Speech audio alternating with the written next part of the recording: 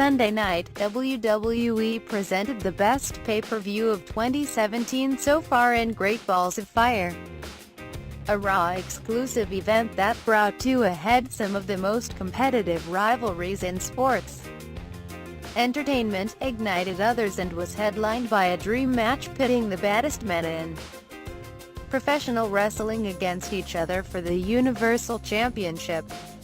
Featuring strong in-ring work, extraordinary individual performances from some of the brightest stars in WWE, the show was everything fans expect from a high-profile pay-per-view extravaganza. It was wild, chaotic and though somewhat predictable, never feeling tired or boring.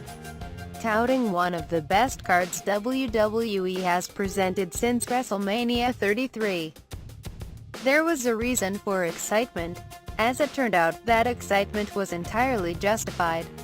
The superstars of Raw turned in an explosive night of in-ring work, making it difficult to rank the matches according to work rate, storytelling, potential historical significance and crowd reaction. But it has been done. Relive Sunday's superb night of entertaining and in-ring contest with this countdown of every match on the card, including star ratings that reflect the following, according to yours truly. 8. Enzo Amore vs. Big Cass. Enzo Amore vs. Big Cass was the worst match of Sunday's pay-per-view. Even with that said, it accomplished exactly what it set out to and did so in an effective manner. Cass, a ruthless and uncaring competitor, pummeled his longtime tag team partner with malice and disdain. He mocked him and the audience as he stood tall as a physically superior oppressor. Amore got zero offense and was completely overwhelmed from the get-go by a former friend, worried only about building his own star now that he is out of the shadow of his silver-tongued sidekick.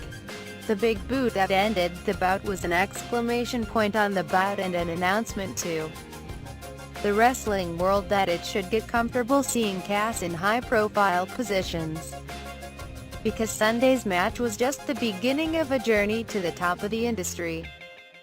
The booking and emotion of the bout elevated beyond the 0 stars the actual in-ring content otherwise would have commanded. 7. Intercontinental Championship match, Dean Ambrose vs. The Miz. If there is anything WWE fans know about Dean Ambrose and The Miz since December, it is that they have wicked in-ring chemistry. Why December? That's when their rivalry kicked off, spawning a never-ending series of matches on television and pay-per-view. No matter how well they work together, though, there is only so much of a specific act, rivalry, match or moment fans can take before it loses its luster. Sunday, staleness and a dead Dallas crowd doomed their latest battle to mediocrity. The sequencing was there, the reversals were strong and Miz worked the leg to set up the figure 4. Ambrose ignored said leg during the babyface comeback until it was convenient to remember it, as Ambrose is prone to doing. The interference from Maurice, Curtis Axel and Bo Dallas fit the context of the story, but nothing champion and challenger could do made up for the overwhelming sense of "been here, done this" that hung over the bout like a heavy, dark cloud.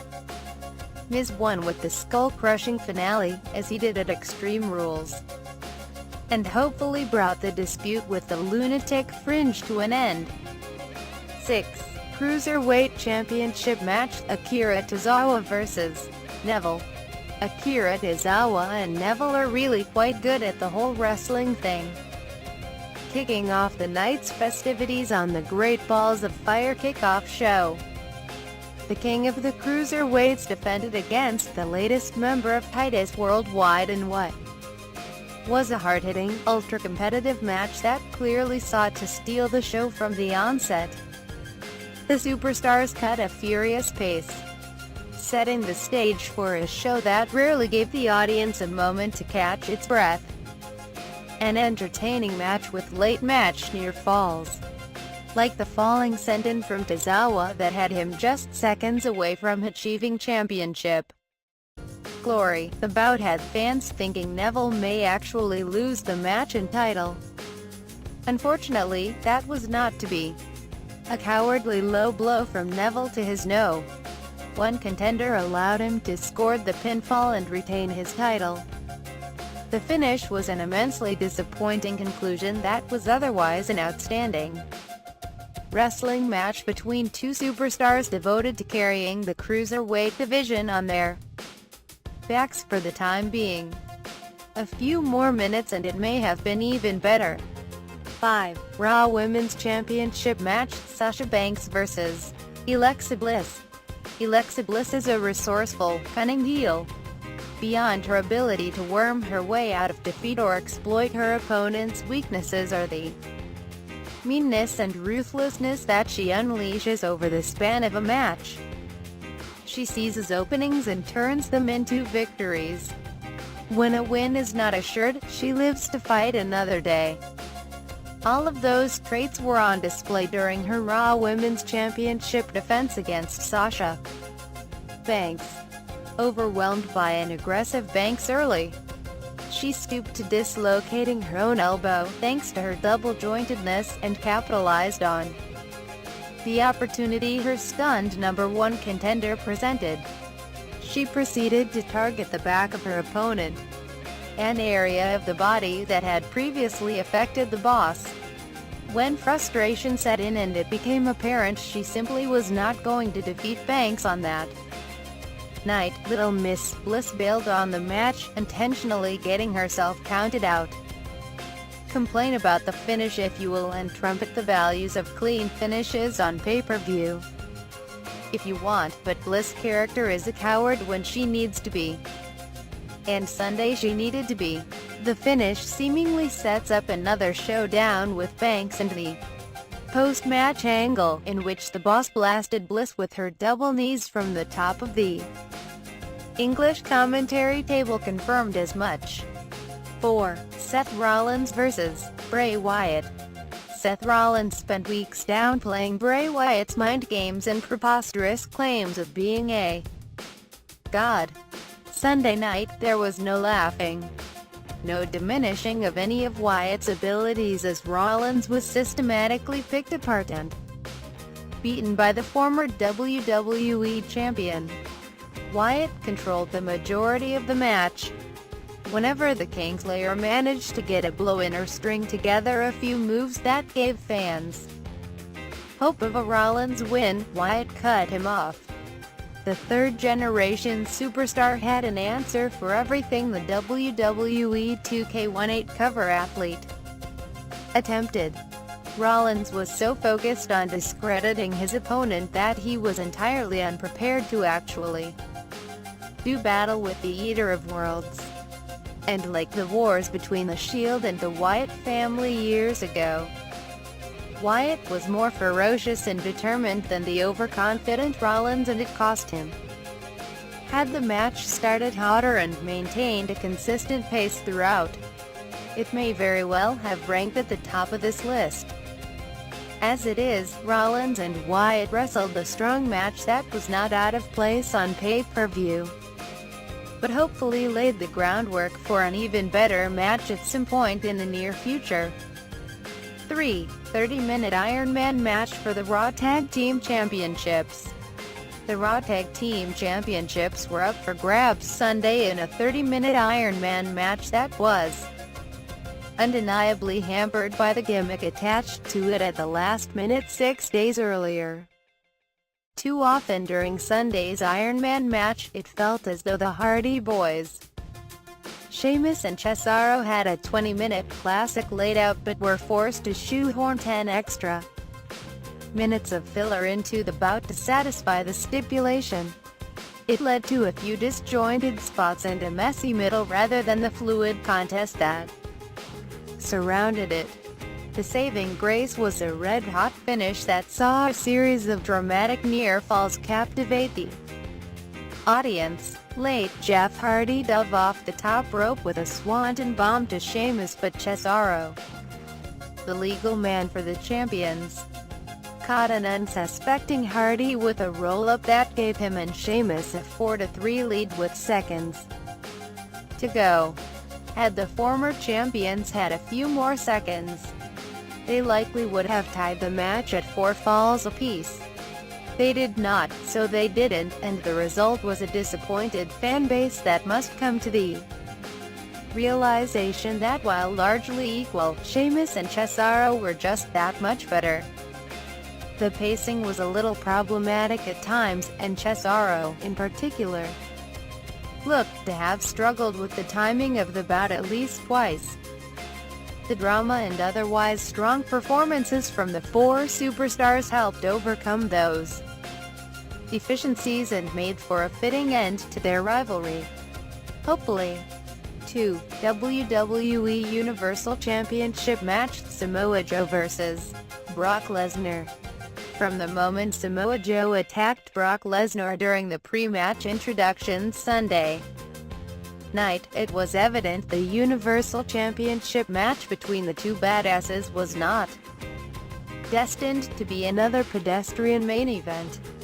For the next 6 minutes, Joe obliterated Lesnar. The champion was as vulnerable as he had ever been, physically overwhelmed by another superstar for the first time in his career. He had no answer for Joe. Every suplex he unleashed was answered by the Destroyer. Then he found himself trapped in the clutches of the Coquina Clutch. Not once but twice. Then, like a desperate fighter, Lesnar threw a haymaker, flattening Joe with an F5. It was enough to win the match this time. Next time, and there will be a next time, he may not be so lucky. Joe bested Lesnar in every way Sunday night. He was the better man, and the look on the Beast Incarnate's face as he headed up the ramp told the world as much. What the match lacked in expanded arsenals, it more than made up for with a compelling story that had fans in Dallas believing Joe could actually win the title. His dominant performance earned him the respect of the audience, bought him credibility as a main event star, and elevated his status in WWE significantly. 1. Ambulance match: Roman Reigns vs. Braun Strowman.